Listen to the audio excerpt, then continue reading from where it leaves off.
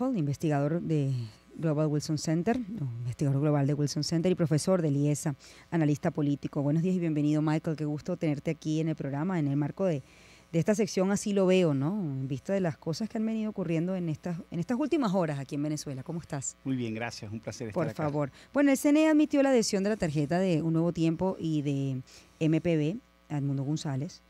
La postulación, al menos hasta ahora, de Edmundo, entiendo, fue aceptada por el CNE.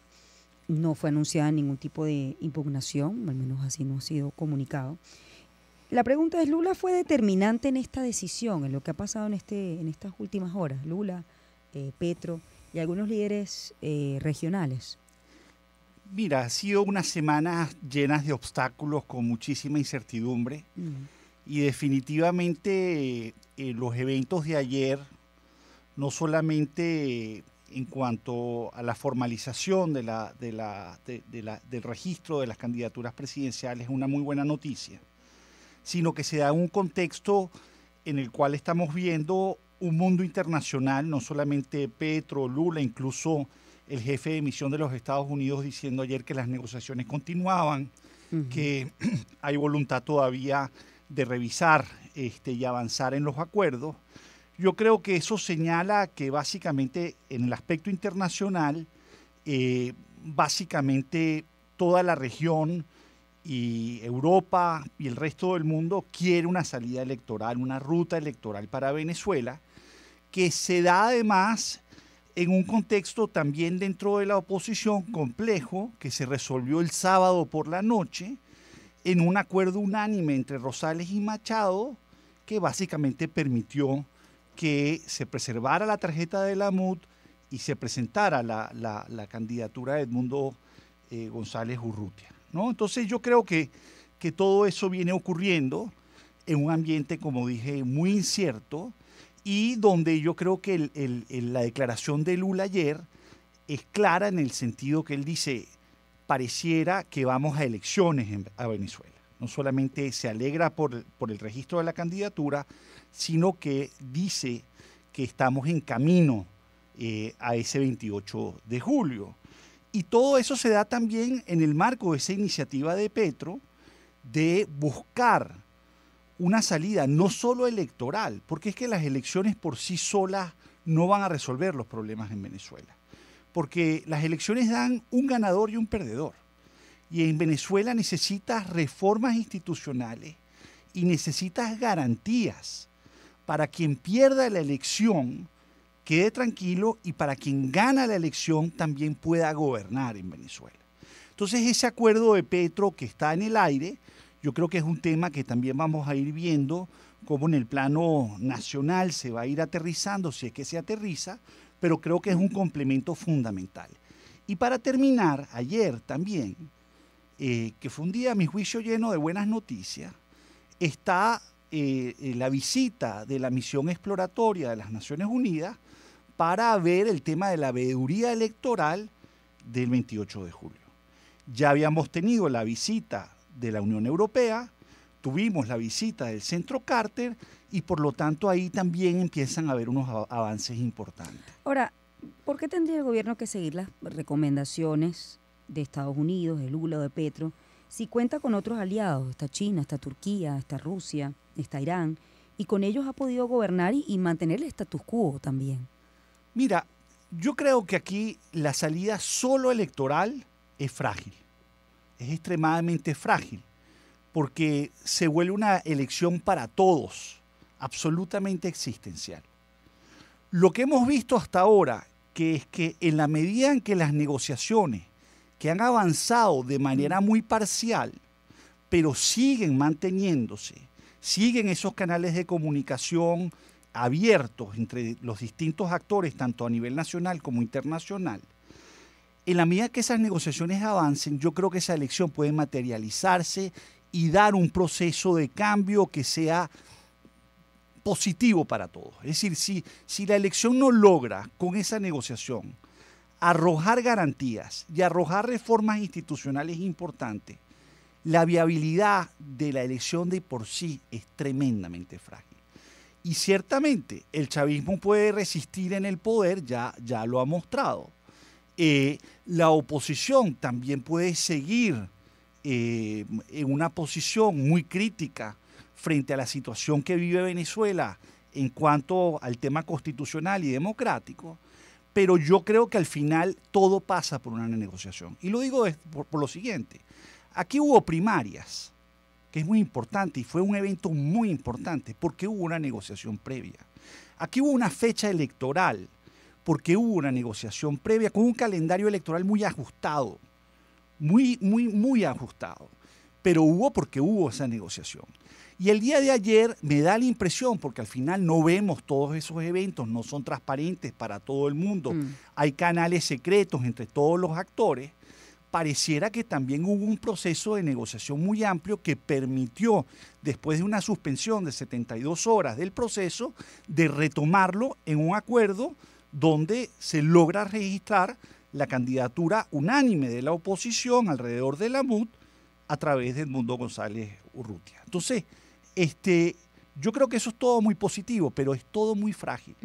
En Venezuela todo es muy frágil. Yo quería preguntarle justamente eso. No sé si es una suerte de desesperanza aprendida, ¿no? Pero el escenario es que hay posibilidades reales de que se den este 28 de julio unas elecciones competitivas para la oposición. Yo no sé si competitiva es exactamente la palabra, pero creo que vamos a un proceso que hasta ahora pareciera que ninguna de las partes ve una alternativa a ese proceso del 28 de julio. La oposición correctamente viene con su ruta electoral, indistintamente de las inhabilitaciones que han aparecido en el camino, y el gobierno pareciera también ver en ese proceso del 28 de julio algo que tiene que ocurrir. La clave para mí es lo que va a rodear a ese proceso, tanto en el plano interno de esas negociaciones domésticas que tienen que ocurrir, y también en el plano externo internacional, en la medida en que los acuerdos, no solamente entre Estados Unidos, entre Washington y Caracas, realmente se empiecen a implementar, que van más allá del tema de las sanciones, a mi juicio, y que tienen que ver mucho con los temas de las garantías, y esta propuesta de Petro, que también pareciera estar respaldado regionalmente, o pareciera tener, digamos, por lo menos de parte de Lula, un visto bueno, empiece a aterrizarse en algo concreto que puede ser, por ejemplo, un proceso de reforma constitucional, un proceso de garantías en el plano local que puede llevar a un proceso referendario junto con la elección presidencial. Entonces, esa elección presidencial, lo que hay que hacer, a mi juicio, es para que funcione, es que todo sea no solamente sobre quién gana la presidencia, quién se queda con el poder, sino cómo es que los venezolanos vamos a lograr empezar en un proceso que a mi juicio va a ser muy gradual, inherentemente gradual, a reinstitucionalizar el país y a redemocratizar el país a través de ese proceso. Eso es lo que está en juego en Venezuela. Y lo que sí me queda muy claro es que hoy no hay ninguna alternativa para ninguno de los actores, a mi juicio, hoy, mejor que esa. Que pueden ejecutar sus alternativas, siempre pueden tratar de ejecutar sus alternativas, pero hoy la mirada está puesta sobre esa fecha. Edmundo González, hablemos del perfil de Edmundo, ¿no? ¿Cree que puede movilizar el voto opositor y también otros votos que usualmente pues no han acompañado a la oposición a lo largo del tiempo? Mira, hay una biografía de Cardoso, del expresidente de Brasil, que es muy interesante, que se llama El presidente accidental, por accidente. Y en el fondo, lo de Edmundo González Urrutia es un proceso accidental, ¿no? De un candidato tapa, como lo llaman acá en Venezuela, que parece unificar alrededor de él la oposición para no dividirse en torno a todo el proceso. Entonces él tiene varios retos, a mi juicio. El primero es darse a conocer.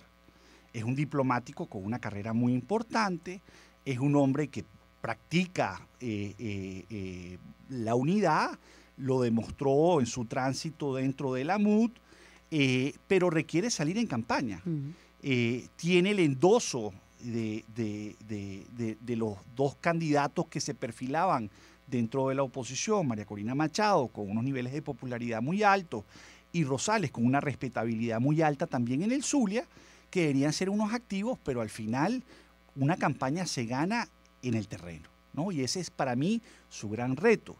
Y el tercer reto, a mi juicio, que tiene es lamer las heridas dentro de la oposición, que son profundas, que son muy profundas, pero sin una unidad real que se traduzca en organización política y electoral, la oposición va a enfrentar primero un cuadro electoral donde ellos no son los únicos candidatos y donde hay otros candidatos que, si bien no son favoritos, pueden morder parte de ese electorado, y con un gobierno que todavía cuenta con cierta cantidad de votos importantes que, con una tercera parte de los votos, si logra dividir a todo el electorado en un país que no tiene dos vueltas, sino una sola vuelta, todavía podría ganar. Entonces, yo creo que vienen 3 meses acá, hasta el 28 de julio, mayo, junio, julio, sí, muy importantes, muy interesantes y también muy inciertos, porque sin instituciones, sin reglas, sin acuerdos, el proceso electoral por sí solo es tremendamente frágil. La gente está esperando también, por así decirlo, la foto, ¿no? Porque no ha salido María Corina Machado, Manuel Rosales, pues también, que tuvo un papel protagónico en lo que fue o decisivo en lo que fue esta reunión que se dio dentro de la Plataforma Unitaria Democrática con el candidato, ¿no? Bueno, yo creo que eso es lo que estamos por ver. Ahorita la incertidumbre estaba sobre el tema del registro. Se logró, ocurrió, lo cual, como dije, es una buena noticia, y ahorita hay que esperar a ver cómo es la dinámica, no solamente del lado de la oposición, sino también del lado del gobierno, que también va a desplegar toda su maquinaria electoral y política para poder competir. Al final, la oposición necesita, para ganar, a mi juicio, bien, más de 7 millones de votos. Y esos 7 millones de votos no lo puede construir una sola organización. Se necesita una coalición política importante, y ese es un reto que no solo tiene González Urrutia, es decir, tiene la oposición en su conjunto, que si no logra lamerse esas heridas que las vimos muy gruesas en las últimas semanas, va a tener dificultades también para poder construir esa coalición. ¿Cómo percibe Michael, estoy conversando con Michael Penfold, a María Corina Machado, como la gran electora o la nueva líder de la oposición, Yo creo que ella, sin duda alguna, es una líder de la oposición, pero su liderazgo dentro de la oposición, y creo que eso lo entiende muy bien ella, hoy pasa por una ruta electoral, hoy pasa por empujar el voto consistentemente y pasa por mantener ese partido de la MUD, porque lo que es el efecto combinado entre la capacidad que ella tiene para poder endosar esos votos que tiene, de acuerdo a las encuestas que hemos visto, pero en combinación con ese partido que es lo que simboliza esa manito, es esa unidad. Ese es el efecto combinado para mí que es central, que se preservó el día de ayer, que se formalizó en el día de ayer con el registro de González Urrutia. Ahora, en el caso del gobierno, ¿está dispuesto a medirse, bueno, vistas las últimas acciones, las adhesiones, y entiendo, aunque todavía no hay una comunicación de que efectivamente pues ha sido ya admitido que está en el tarjetón, que su cara va a estar allí, que va a competir Edmundo González, pero el gobierno está dispuesto, digamos, a medirse con Edmundo González? Desde la percepción, desde el punto de vista del gobierno, ¿cómo ven ese candidato? Es decir, ¿realmente están dispuestos a medirse contra esta figura? Mira, parece, a ver, el gobierno tiene unos retos enormes de cara a esa elección. Yo creo que parte de esta pregunta es, la gente que nos está escuchando, es la incredulidad, ¿no?, de lo que ha venido pasando en estas últimas horas, ¿no? Que si esto es firme o no es firme, correcto, tu pregunta. Sí. Mira, no sabemos, pero creo que hoy es más firme que lo que era ayer, ¿no? Que puede haber un cambio posteriormente, lo hemos visto antes. ¿Por qué? Porque básicamente, sin acuerdos firmes en el plano institucional, es muy difícil dar por sentado cualquier cosa en Venezuela en este momento. Pero yo veo, por ejemplo, una comunidad internacional que está diciendo ese proceso así como está, me parece bueno, ¿okay? Que fue lo que dijo Lula ayer, que Palmieri ayer dice todavía la negociación está abierta con los Estados Unidos, y que lleva a retomar el proceso electoral sin la revisión judicial que parecía que podía ocurrir y aparece inscrito. Que pueda cambiar eso posteriormente, puede pasar, en Venezuela ha pasado, pero yo creo que lo que hay que apostar es aprovechar este momento para hablar no solamente del tema electoral, que es muy importante, pero como dije, la elección arroja un ganador y un perdedor. Quien gana se lo lleva todo, lo cual implica unos riesgos enormes para quien pierda, gobierno o oposición, y que pasa por unos acuerdos de garantías y de convivencia institucional muy importantes en Venezuela. Porque lo que sí me parece a mí ya evidente es que aquí la idea de que alguien va a poder imponerse definitivamente sobre el otro sin tener que pagar un costo altísimo, también se está viendo que es muy alto. Sí, los costos de salida son enormes, también es cierto, pero los costos de mantenerte sin ningún tipo de institucionalidad también son muy altos. Entonces yo creo que, y eso creo yo que es la propuesta de Petro, que me parece además que viene de un mundo que es más cercano obviamente al gobierno, pero que por lo mismo está diciendo aquí hay que buscar algún tipo de pacto democrático que asegure que la alternancia en el poder. Entonces, para mí, sin ese acuerdo institucional, claro que se puede revertir cualquier cosa en el plano electoral. Sin compromisos firmes en ese ambiente, digamos, institucional y de garantía, pues obviamente todo luce muy frágil, que yo creo que sigue siendo muy frágil hoy en el plano electoral. Pero eso no quiere decir que lo que pasó ayer no fuese importante. Fue importante. Y marca, yo creo que por lo menos un avance que no sabemos si va a convertirse nuevamente en un retroceso, porque eso también lo hemos visto. El acuerdo de Barbados se firmó en octubre y después vimos algunos retrocesos muy importantes en ese acuerdo. Pero también es cierto, como lo ha dicho el mismo jefe de delegación, Gerardo Blay, que se ha implementado algunos aspectos de eso, así como no se ha implementado, incluso se ha violentado algunos aspectos de ese acuerdo. Hablemos desde el punto de vista macroeconómico, ¿no? En las últimas semanas ha habido una suerte de como de estabilización de los indicadores macroeconómicos.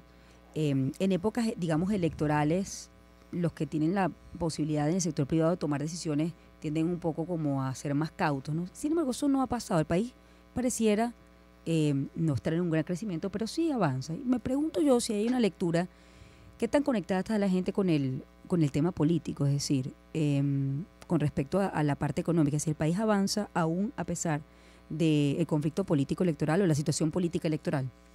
Mira, en este momento estamos en un punto distinto. La gente quiere prosperidad en Venezuela. Quiere cambio porque quiere prosperidad. Y la prosperidad pasa por ese acuerdo institucional, a mi juicio. En materia inflacionaria, el gobierno viene haciendo, digamos, unos recortes muy importantes en el ámbito fiscal. Cada vez está monetizando menos el déficit, a pesar de que no tienen financiamiento, ni acceso a fuentes multilaterales de financiamiento. Entonces, eso ha desacelerado mucho el problema inflacionario, y los acuerdos que llevaron a la licencia de Chevron, fundamentalmente hace 2 años atrás, ha permitido no solamente una recuperación de la producción, sino una estabilización de la producción petrolera, y la licencia GL44, que se revirtió para la 44A recientemente, hace unas semanas atrás, permitió empezar a vender sin descuentos, lo cual implicaba unos niveles de ingreso importantes. Pero hasta ahorita el gobierno ha mostrado que detener la inflación es importante, pero sin un proceso de reinserción internacional real de Venezuela, que permita la inversión en el sector petrolero, no solamente intercambios de acuerdos de deuda por exportaciones, sino que implique inversión masiva en el sector petrolero, que a mi juicio se va a dar en la medida en que la solución política del país sea sostenible. Si eso ocurre, yo creo que la recuperación que hemos estado viendo, sobre todo en el último semestre, que es una recuperación que para el segundo semestre es más incierta por el tema de la licencia 44, yo creo que si eso se resuelve, y además si lo que dice Palmieri es cierto y el 31 de mayo están dispuestos a volver a revisar el tema de las sanciones, pues mira, Venezuela podría ir viendo todo esto. Y esto se tiene que dar en el plano no solamente de la reinserción venezolana en el mercado petrolero, sino en el acceso de Venezuela de financiamiento multilateral, sobre todo para que Venezuela pueda acometer unas inversiones de infraestructura eléctrica, de agua, de vías, de educación, de salud, que necesita desesperadamente, porque este es un país ahorita que cuando Chávez en el boom estaba gastando casi 45 puntos del PIB con unos déficits gigantescos, igual Maduro al principio de su gobierno, y hoy es un gobierno que gasta 14 puntos del PIB con unos déficits que ni siquiera puede financiar y sin inversión y sin manera de sostener el gasto público. Entonces, a la par de eso necesitas inversión privada. Y eso solamente va a ocurrir no solamente con esas garantías políticas y esas reformas institucionales, sino con una credibilidad institucional y muy importante para el sector privado, que eso ha mejorado en los últimos, digamos, 2 años, ciertamente, pero no es suficiente para que tengas un boom de inversiones, para que realmente tengas flujos importantes, que es lo que va a poder dinamizar no solamente la economía, sino los empleos, que es lo que quiere la gente, y que pueda dinamizar a su vez el consumo y la actividad económica en general en Venezuela. Los retos, Michael, estoy conversando con Michael Penfold, los retos para la candidatura de Edmundo González, en caso pues de ser finalmente admitida, y los retos también para el candidato del gobierno, el presidente Nicolás Maduro, ¿no?, de cara a los 28 de julio, en la movilización de votos. Mira, los retos para cualquier presidente de la oposición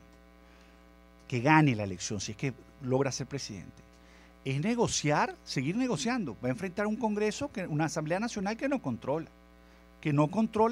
digamos, los otros poderes, y que va a requerir, no solamente como en Guatemala, una negociación previa a asumir la presidencia. Es decir, esto apenas está empezando en caso que ganara Edmundo González Urrutia o cualquier otro candidato de oposición.